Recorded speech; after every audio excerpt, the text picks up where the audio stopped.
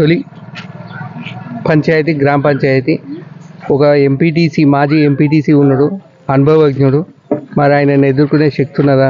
రాజకీయంగా నీకు యువకునివి, ప్రజల మద్దతు ఎట్లున్నది?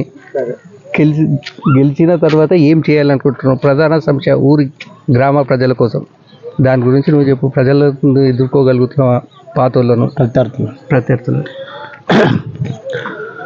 గత 20 సంవత్సరాలుగా ఉద్యమ సమయం అప్పటి నుండి ఇప్పటి వరకు ప్రజాసేవనే లక్ష్యంగా పెట్టుకొని ప్రజా పిలుపు మేరకు, ప్రభుత్వ పిలుపు మేరకు నా వంతు కృషిగా నిరంతరంగా ప్రజాసేవ చేసుకుంటూ ప్రజలలోనే వండుకుంటూ ఏ ఆపద ఉన్నా నేను మీద ఎన్నుకున్నా అనేది ఆ లెక్కల ఆఫీసర్ లెవెల్లో కానీ అధికారుల లెవెల్లో కానీ అందరి దగ్గరికి పోయి ఏదైనా సమస్య ఉంటే వెళ్ళి మాట్లాడే యువకుడిని, సత్తా ఉంది.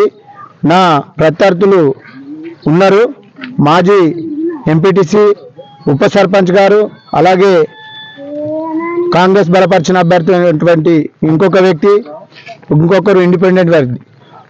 వాళ్ళు రాజకీయంగా ఉండి ప్రజలకు ఏం చేసిర్రో, 2 సార్లు ఓటమి పాలైనా నేను ప్రజల నుండి నేను ఏం చేసినో షేరీల గ్రామ ప్రజలకు తెలుసు. మంచికి చెడుకు అన్నిటికీ ఏ రాత్రి ఏం అన్నా నాకు ఆపత్తి వచ్చింది అని అంటే నా తలుపు తీసుకొని నా ఫ్యామిలీని విడిచిపెట్టి వాళ్ళ కష్టమే నా కష్టంగా భావించి గడ్డకేసేటువంటి తత్వం. ప్రధానంగా ఊరికి సమస్య ఒక 4-5 అంశాలు ఉన్నాయి.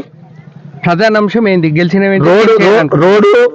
మొన్న గౌరవ శాసనసభ్యురాలు 80 లక్షలు మంజూరైనాయి అని చెప్పి, ఈ రోడ్డుకు శాంక్షన్ అయినాయి అని చెప్పి తెలపడం జరిగింది. అలాగే డ్రైనేజ్, అండర్ డ్రైనేజ్ సమస్య ఉంది, కొన్ని సీసీ రోడ్ల సమస్య ఉంది. అలాగే మాకు గ్రామ పంచాయతీ బిల్డింగ్ లేదు, నూతనంగా ఏర్పడ్డ గ్రామ పంచాయతీ కాబట్టి ఒక 5 సంవత్సరాలు కష్టమైనా సరే ప్రజాసేవ చేయాలంటే డబ్బే ముఖ్యం కాదు. ఒక గుండె ధైర్యం, గుండె నిబ్బరం చేసుకొని ఎన్ని ఒడిదుడుకులైనా ఎదుర్కొని గ్రామాన్ని మంచి అభివృద్ధి పథంలో నడిపిస్తానని చెప్పి నా తోటి వార్డు సభ్యులు, నా వెంబడిన కార్యకర్తలు, నేను ప్రమాణం చేస్తున్నా. జై